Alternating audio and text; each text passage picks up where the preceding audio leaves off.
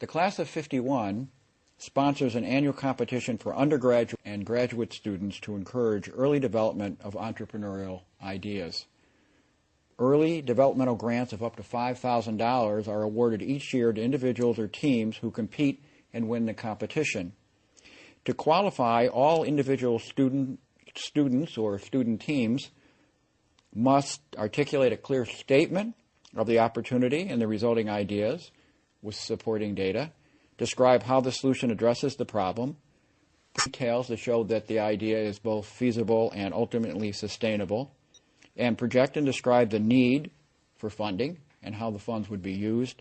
And what also is quite unique about this is that all winners are paired up with mentors of some type to help them and encourage them in developing their ideas further. I have the pleasure about it. Has everyone supported those ideas that you've come up with? Or? No, not at all. No, really? The Smart Badge, the idea that I'm actually pursuing, I had pitched that idea in 2 separate classes, and both professors told me that the idea wasn't the best in the world, and they told me to move on and come up with another idea. In the first class, I did do that, and I came up with a jacket that actually won the Change the World competition. But in the second class, I decided I wasn't going to listen to the professor, and I was going to pursue it regardless of his negative opinion of it. And I'm happy I did. Good for you. Good for you.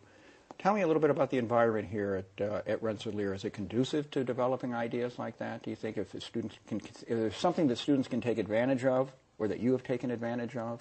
Yes. There's numerous courses and programs on campus. I was part of the Product Design and Innovation program, and that encourages students to come up with creative ideas by thinking outside of the box. However, when I took it, it was missing the business aspect, so I took a couple of minors in entrepreneurship and management, and I learned how to incorporate the business aspects into design. Also, there's numerous resources around campus. The Office of Entrepreneurship puts on several competitions, the Change the World competition, the Class of 51 competition. Also, they have the lecture series that are very helpful, where you get to hear past entrepreneurs come back and the New Horizons series. Yes, right. And tell their success stories. Also, the Office of Technology Commercialization is very helpful with writing patents and actually filing those patents. And the Office of Community Relations has been helpful getting spreading the word about my idea around the world. That's great. That's great. You know, one of our goals here now, and why they created my office in the first place, was to begin to introduce entrepreneurship across the curriculum. And one of the big supporters of that has been the whole PDI program. But you were just a little bit ahead of your time in that. So now much more of the business ideas or entrepreneurial thinking is introduced into those courses than were when you were taking it. So I think you obviously saw some great advantage to having exposure to that kind of thinking. That made a difference, you're saying to me, in helping you develop your ideas and your thought process? Because it teaches you to not think of just the first idea, and usually your first idea is not your best idea, and you need to refine it. Right. Well, what about, you get a little bit more money for winning the Class of 51 award. Yes. Right? How did that, tell me a little bit about developing your idea there and taking it sort of to the next level. Well, the Class of 51 fund really was the turning point for the Smart Badge. Prior to winning that award, we won the Change the World competition, and our professor at the time told us it still was not a good idea, and it was a fluke that we won the competition. So when we applied for the Class of 51 fund, we actually thought we weren't going to win it. And when we did win it, it really boosted our confidence level in our idea, and because of that, we went on to apply to other competitions, and we won those. Also, the monetary prize that came along Class of 51 fund has been extremely helpful getting our company up and off the ground. While the grant pool usually doesn't exceed $5,000 in any given year, this past year a special exception was made to award Perul a $2,000 runner-up prize because the judges thought his idea was worthy of further investigation. You're here, you're now at the Lally School, right? You're doing an MBA, you have an undergraduate degree in engineering. You've had a lot of work experience. 4.5 years. Okay. You know that marketing and sales are something that you're good at. You know that social networking is something that you like. Yes. You grew up with a perspective, a pretty broad perspective, because you went to a number of different schools. Yes. And lived in different places in India. Yes. You came from a fairly encouraging family background, at least from a creative, new thinking point of view. Yes. Right? So all those things are starting to come together. Okay. Then you come up with an idea, You enter a contest, class of 51, right? The other way around. You Okay. want to enter a contest, Okay. so you come up with an idea. So you come up with an idea. Yes. Okay. Yes. So what did it mean to you that you were selected at least as a runner-up in this case? It was huge.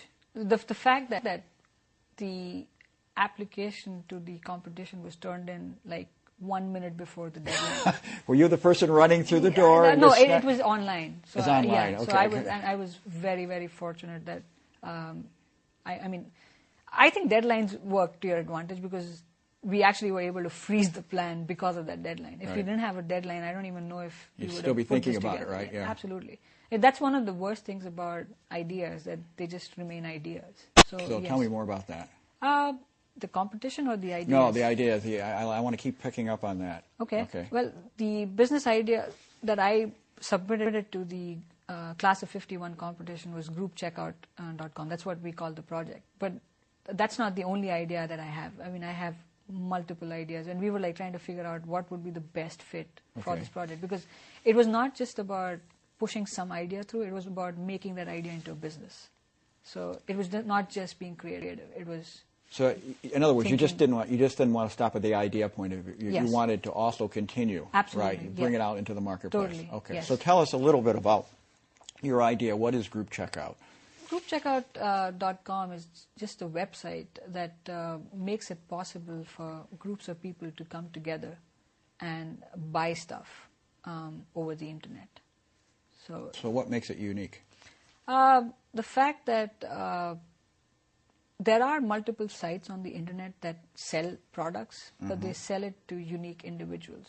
You don't have very many. There are a few sites that do it, but there aren't many sites that implement the kind of idea that we have in mind in a certain way. We believe in tapping groups of people to get better bargains. Right. And I know we can't completely talk about all of that because that is literally part of what you want to protect, and that is the core of your idea.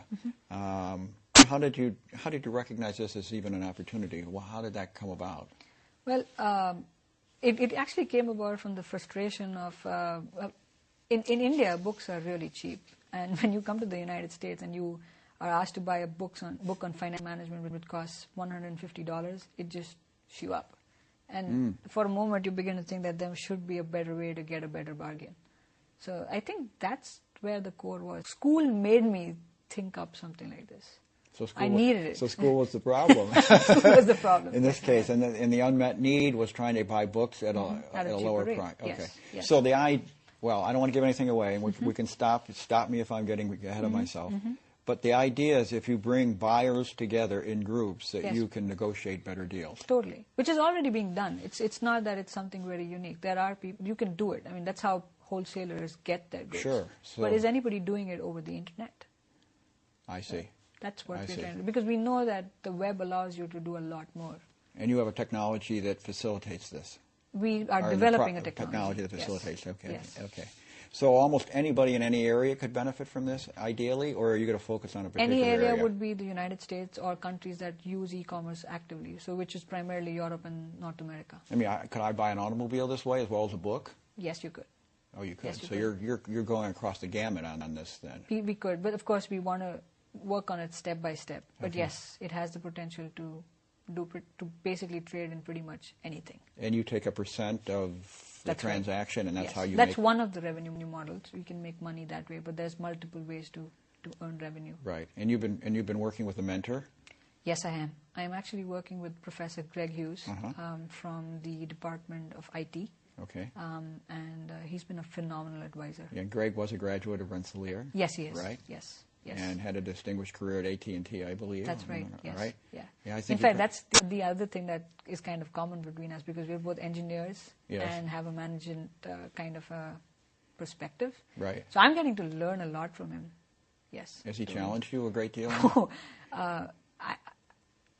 Let's see. I get beaten down. Yes. Beaten Very down? regularly. Yes. I assume that's in a positive way. In a being very a positive way, right? yes. Like I've been asked to go back to the drawing board several times, Good. which is awesome, because with every time I go back, he likes that thing about me though. He says that I like the fact that you're not giving up Good. on this. The fact that I've been so stubborn about making you work on this idea further. and the fact that I keep coming back with new iterations and say, okay, professor, maybe this will work. So yes, it's pretty challenging because there's multiple ways we can do this, and there's a lot of challenges because there's a whole people who are doing e-commerce. So ultimately, it is in the e-commerce space. So yes, it's a big challenge to pull off properly. But you also recently, if I'm not mistaken, because you came to me and we talked about this, you went to a conference in San Francisco, right? That's right. I went for the TechCrunch 50 event. And tell me about that a little bit. What value was there? TechCrunch 50 is actually more like an entrepreneurial conference. It's the brainchild of Jason Kalkanis and Mike Arrington. They're very famous VCs in the Bay Area. And they basically said that they needed, as they stated at the conference, that they needed some kind of a platform which would be the equivalent of the Sundance Film Festival for startups. So the Sundance Film Festival launches upcoming filmmakers. How do you launch upcoming entrepreneurs? So that's what TechCrunch 50 was all about. And the 50 is basically for those 50 companies that are just about hitting the market now. That were exhibited at the conference. Was it good networking opportunities, do you believe? I collected more business cards in 3 days in San Francisco than I did in one whole year in Troy. Well, San Francisco is a little bigger than Troy, but the point also is that they brought a lot of people. New York and all the cities that. But they brought a lot of people together. All it at is the same because time. the thing is, it's a very intense. And it's on entrepreneurs, entrepreneurship, Sure. VCs, lawyers, pretty much anybody and everybody who can contribute to making your idea better is going to be there. So you got more entrepreneurial power per square foot than anywhere else in the world at that time over the course of 3 days. So you were sitting there really observing and making contacts Totally. and that type of thing. Yes. You also got some other reinforcement, if I'm not mistaken. Isn't that correct? Were you Yes. at California State University? That's right. Okay, yes. tell me about that quickly. We submitted our business concept at the CSU Fresno 250K started up business plan competition. And I'm not sure how many entries they received, but they Thousands, I know. I guess so. Yeah, They haven't thousands. really stated how many. Yeah, but there's we were thousands. shortlisted as the semi-final 15. And So you're out of the thousands that were submitted, you were in the top 15. Yes, Okay. we were semi-finalists, and the next round was the final, which we didn't make it to. Okay. But what you had to do is you had to defend your idea? That's right, yes. Defend would be a small word. We were grilled. Grilled? So, yeah, we had a conference call that lasted close to about 20 minutes. And they basically, after having our business plan with them, the judges wanted to speak to us about how we were going to make it work. So they were out there to basically find flaws in every argument that we had. But it's kind of interesting that I actually emailed the organizer of the event after we learned that we didn't make it to the next round, and I asked, what did we do wrong that we lost? Good for you. And he replied, he said, you didn't lose, you just didn't make it to the next round. And I don't know if that's a nice way to put it, but what he said was that one of the reasons why we did not make it was not because our idea was weak, but because we had a weak management team. So again, the size of the idea is so big that I know for sure that, yes, it is not something that two very creative individuals can pull off by themselves. So to some extent, or more than that, was reinforcing then, right? It is. Yes, it is. You have a number of things. Yes. You came up with an idea that you thought was a decent idea, Yes. right? You got some reinforcement through the class of 51. Yes. Okay. Yes. You have a mentor who's challenging, right? Absolutely, yes. But still thinks there might be something here, Yes. right? Yes. You still feel pretty good about it even after going to TechCrunch and talking to people. Absolutely. Right? Yes. And then you are a semifinalist in one of the biggest business plan contests in the United States, right? I guess so. Yes. So there's a lot of positive. And we hopefully, if we can get shortlisted for the bumming up in We'll October. see. So there's a lot of positive reinforcement here. Totally. Okay. Yes. Well, that's. What surprised you in this whole process? Do you think? Looking back on There it. were a whole bunch of surprises. But one of the most interesting things was that we thought when we started off that we were pretty much the first people to have thought of such an idea. But it's stupid. I mean, it's really stupid in today's networked world to believe that you have come up with something first. I mean, go Google it out. There must be somebody who's done it. And I always thought that there was somebody who had done it. So, but it took us a while to find that out. But the interesting thing is that was a good enough surprise, because when we initially Googled and we didn't find it, we thought that maybe we were very, very creative about it. Though the interesting thing is that when we did find out about the other people who had worked on a similar idea 10 years back, the reason that they failed was that their implementation was totally different from what would have worked. I mean, what we believe would have worked. And they realized the hard way, of course. I mean, they lost a lot of money. And that's the reason why I'm taking as much advice as I can from pretty much everybody I can to see how I can make this work in a better way and not have the same kind of failures as the folks who did it 10 years back. So your first big surprise was that you were not the only ones. Oh, yeah. Right? Totally. What about along the way? Did you have to change things? Did you have to adapt? Continuous change. Continuous. Yes. If you think you got the final business plan or the final concept, you are so wrong. So, yeah, we are tweaking our idea right to the nth minute. Yes, yeah. the 11th minute.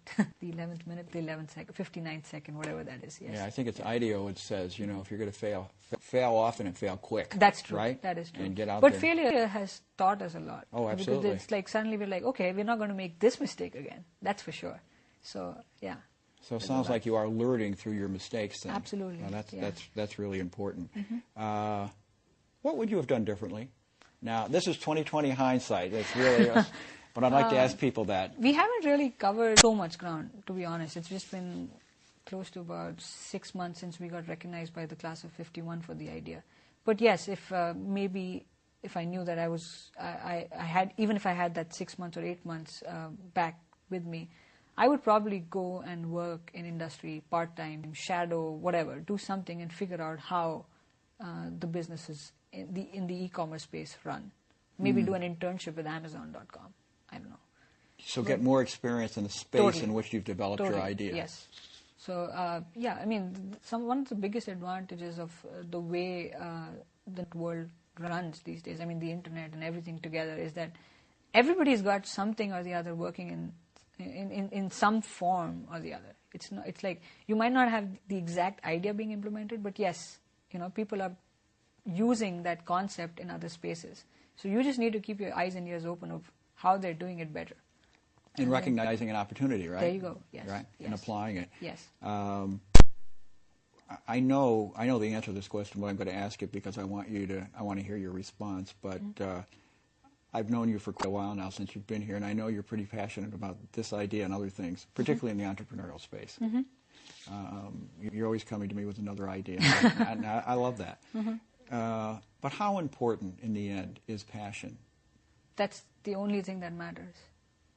Because I think there's a feedback loop, actually. I think more important than passion is self-confidence. But then once you have the self-confidence, you have passion. And then when you have passion, you have more self-confidence, and it carries forward. So, yeah, the two go together. But, yes, I mean, you should be in a position to take the beating and then get up again. So, if I'm a student and I think I've come up with a good idea, but it's not an area that I'm terribly interested in, what advice would you give me? Don't waste anybody's time with it. So you really feel strongly, if you don't really love what you're doing, if you don't bother, because it's what drives you? That's very, very crucial. Yeah. What's the best advice you would give to students who came up with an idea? Being a student is probably the best time to incubate your idea. It's unbelievable in terms of the kind of opportunities I've got in just being a student have been humongous. It's insane. I can pick up the phone and call any lawyer in the state and just tell him I'm a student and I need help, and they will give me an appointment. And it's free. I mean, they want to help students. So if you got an idea and you really believe in it, do it while you're a student, because the moment you get out, you're going to be charged. You're going to be charged by the minute. I don't know. I think there's a lesson though from you though that you have been assertive enough to go out and do those things too. In other words, you got to pick up the phone. You have to have a bias to action. You have to do something here. I think a lot of it has to do with the fact that I know that I don't know. So I use that to my advantage. So I basically, that's why I pick up the phone. I need somebody to guide me with this. And it helps, because most of the time people it's nice to assume that people are usually smarter than you are, and they come up with beautiful solutions. Where do you see yourself in a year? I'm really keen in applying for a couple of incubator competitions. There's a bunch of communities in the U.S.